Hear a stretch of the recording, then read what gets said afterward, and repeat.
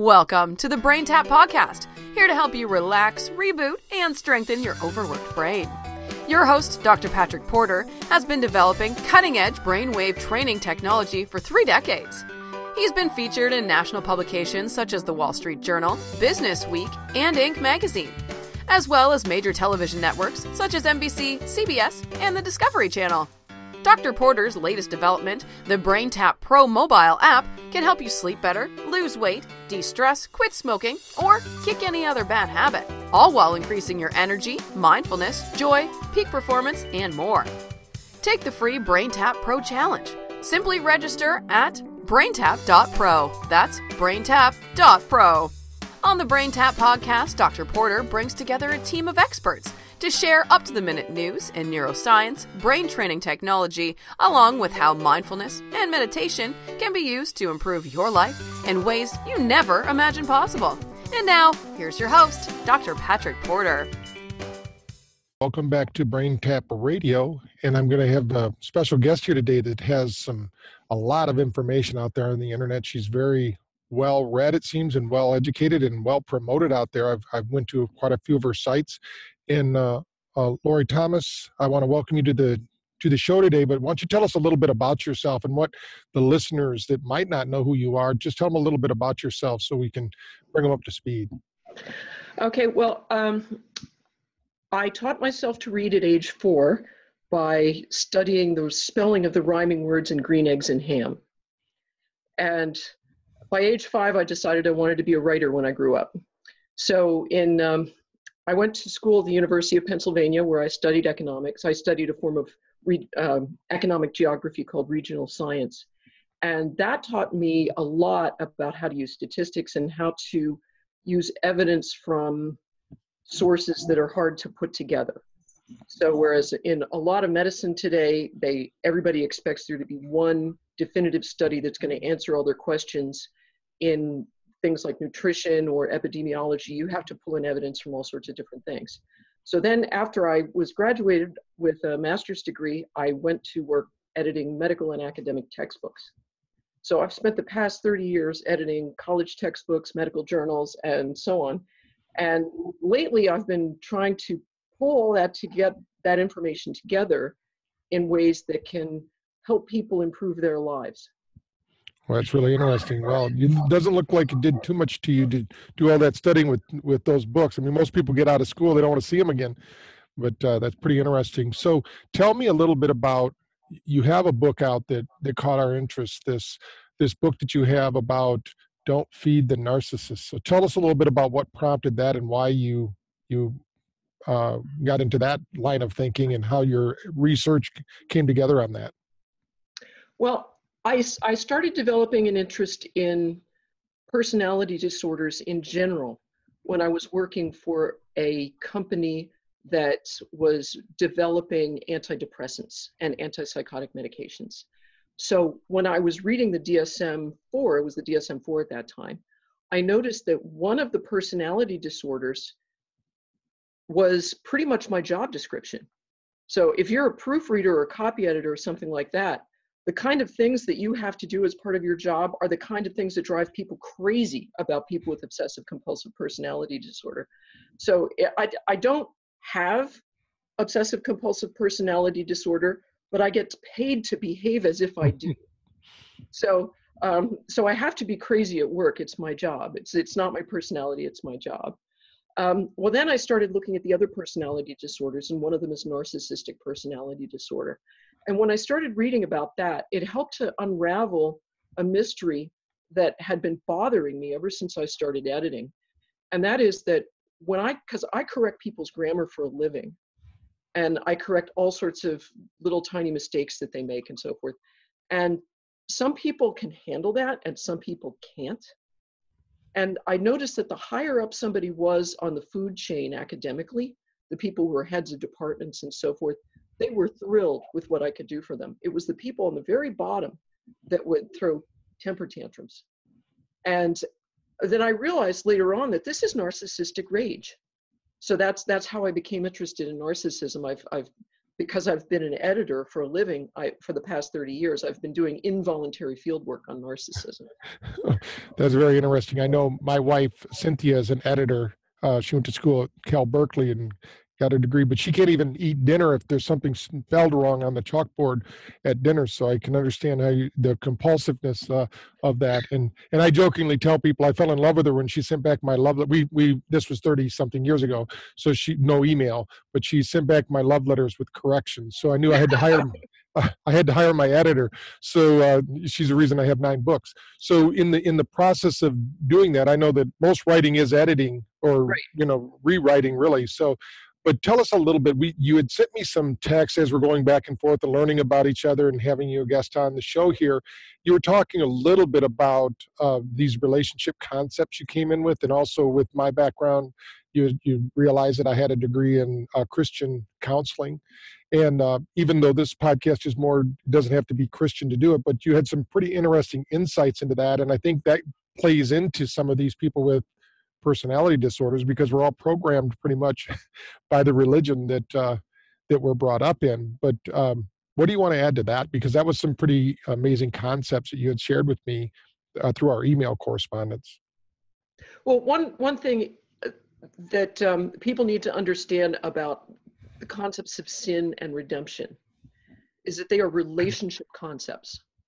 They are not necessarily religious concepts. Religious people can apply them in their religious life, but even secular people need to apply these in their personal life, because a lot of these concepts, sin and so forth, these concepts were older than the New Testament, in that the medieval Catholic theologians drew a lot of their thinking from Aristotle, for example. So he was an ancient Greek philosopher. And I draw heavily on Aristotle in Don't Feed the Narcissists. So these concepts of sin and redemption are important for everybody who's trying to navigate any kind of relationship with anybody else. Mm-hmm. So when we're talking about these kind of things, and of course we're mostly concerned with how the brain and how it affects it. And of course we're all getting, I commonly say we're all getting better looking and more intelligent with age, just to keep a positive spin on it. But in all of your research and how this happens, what do you think is when somebody has these negative emotions, like we talked about, like shame or remorse or guilt, how does that play a role in their health? Well, I don't know so much about their physical health. What I'm really focusing on in Don't Feed the Narcissist is their mental health. I have 2 other books about physical health, but 3 other books about physical health. What I'm concerned about with my first book, Not Trivial, and Don't Feed the Narcissist, deal with the kind of education that you need in order to be a reasonable human being. And the ancient Greeks had put together this curriculum called the liberal arts. And they were called the liberal arts because the ancient Romans thought that they were appropriate for freeborn men as opposed to slaves. The classical liberal arts curriculum is divided into 2 sections, the verbal portion and the numerical portion. So the verbal portion consists of grammar, logic, and rhetoric. And grammar is the study of how words are altered and combined to form meaningful sentences. Now people think, oh, grammar's boring, I hated grammar in school. Grammar is the ability that separates human beings from chimpanzees. We can understand grammatical concepts, chimpanzees can't. That's why chimpanzees can't talk, not even in sign language. I mean, they can't even, even if you taught the chimpanzee signs for banana, Laurie, and give, or what you think mean those things, the chimpanzee will probably use them to beg for bananas.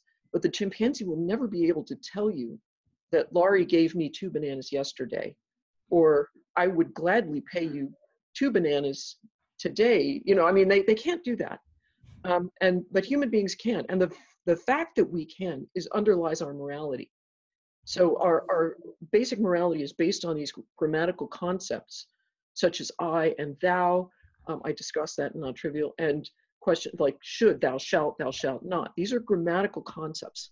So you really need to have a good solid grounding in grammar in order to be a moral person, in order to be able to follow a moral code, because otherwise you won't be able to parse what those commandments mean.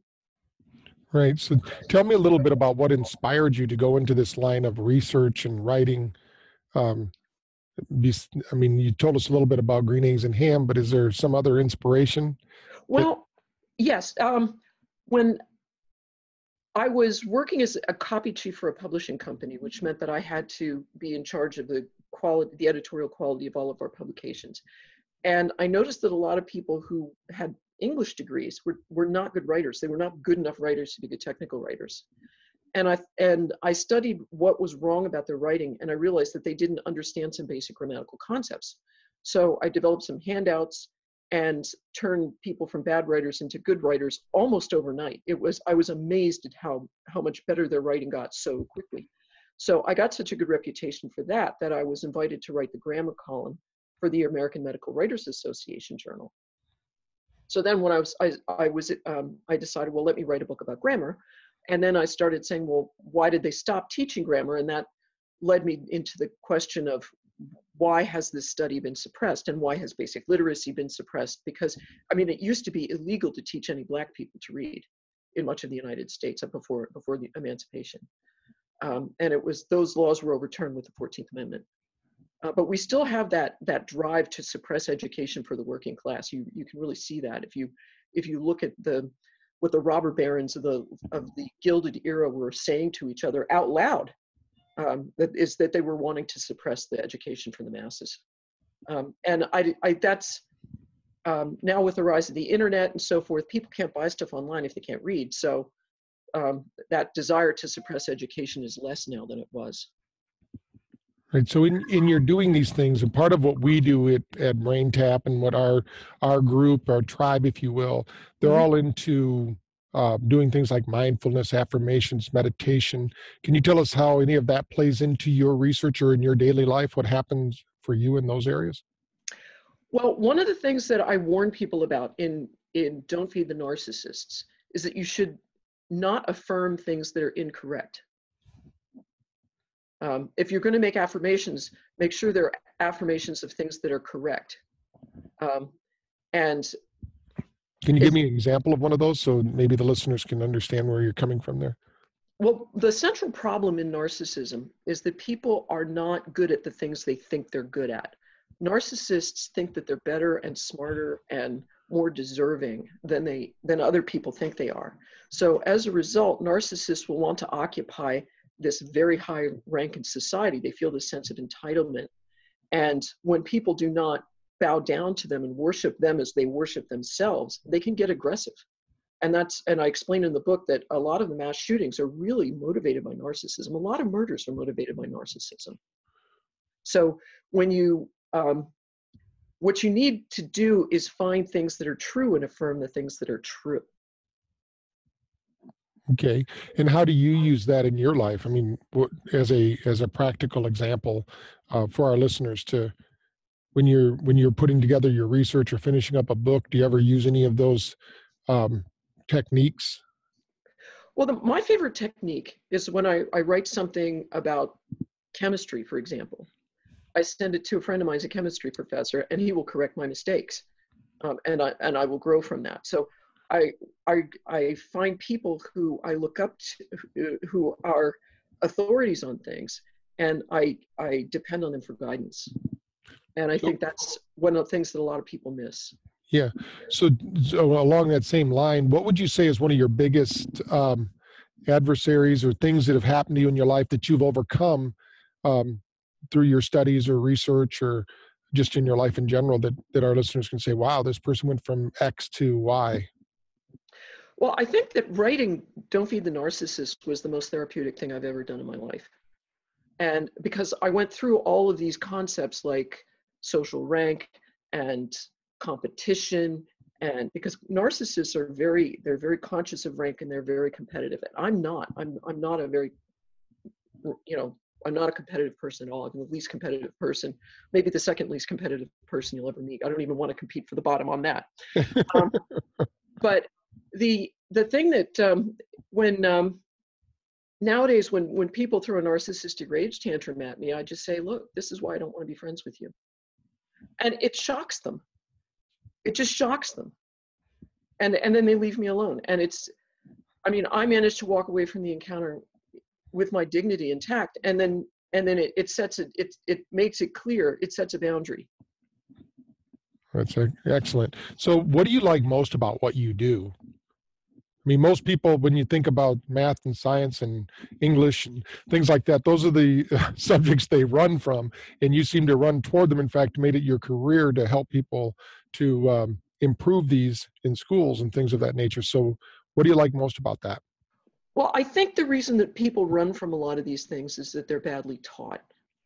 And they're, when you teach things, and when you use a bad method of teaching reading, for example,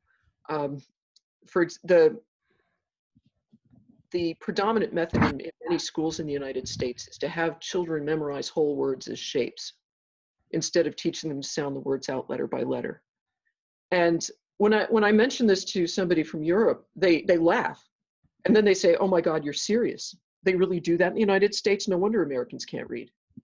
And yet when I talked to a lot of elementary school teachers in the United States, and I said, this sight word method is a bad idea, but I mean, I get such narcissistic rage directed at me that it singes off my eyebrows. I have to paint them on afterwards. Mm-hmm. And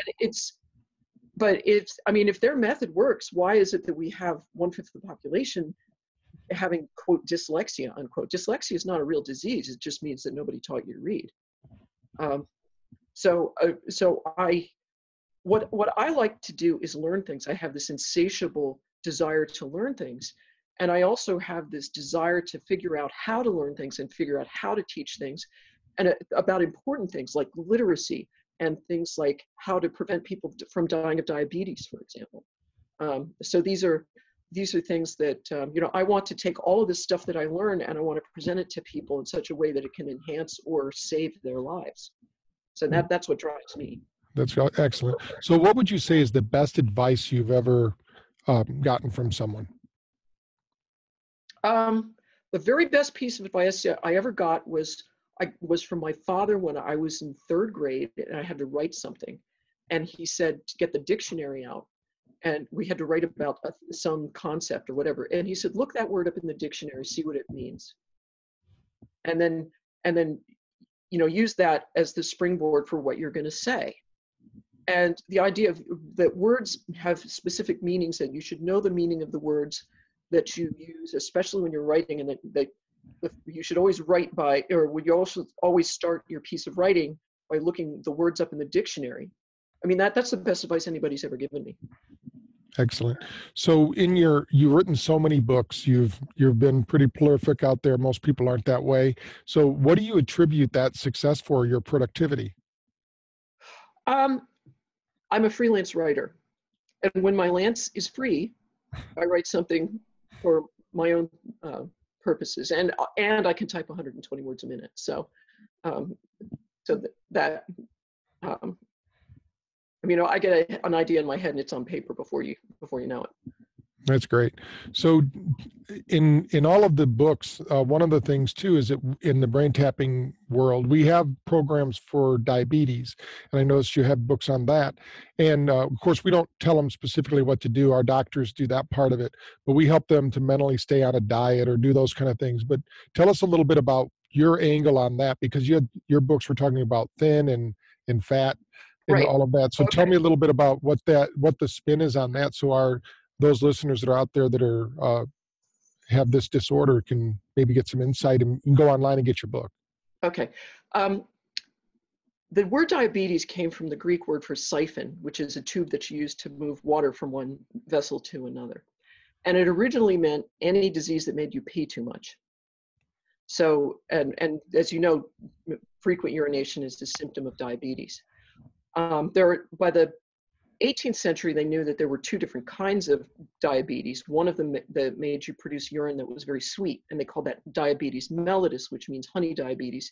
And there was another one that produced water that was so watery, or urine that was so watery that it had no flavor. That was called diabetes insipidus, because insipid means tasteless. So it was water diabetes and sugar diabetes. Now, by the 1870s, they understood that there were 2 kinds of sugar diabetes. One of them was a severe problem, an incurable problem that was always rapidly fatal and tended to occur in children who were thin to start with. And the French called that diabète maigre, or thin diabetes, because it made you lose weight so fast. Then there was another problem that was milder, that tended to occur in adults who were at least a little bit overweight. And it went away if they lost weight. And they called this diabète gras, which means fat diabetes.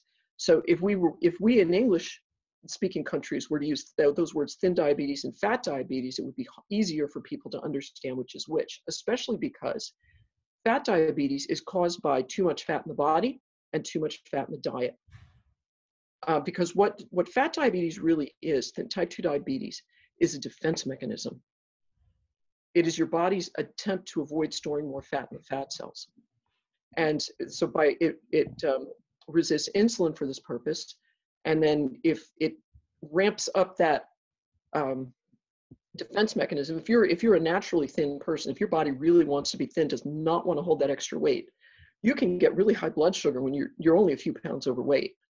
So if that's why people with type 2 diabetes tend to be only pleasantly plump when they first get their diagnosis. Then they gain weight when the disease is treated, which is unfortunate.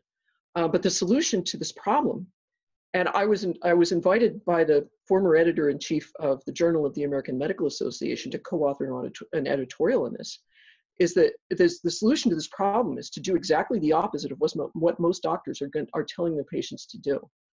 And because a lot of doctors think that type 2 diabetes is a problem with sugar overload, so they'll tell them to avoid carbohydrates. But that makes the insulin resistance worse. The extra fat in the diet then makes the insulin resistance worse.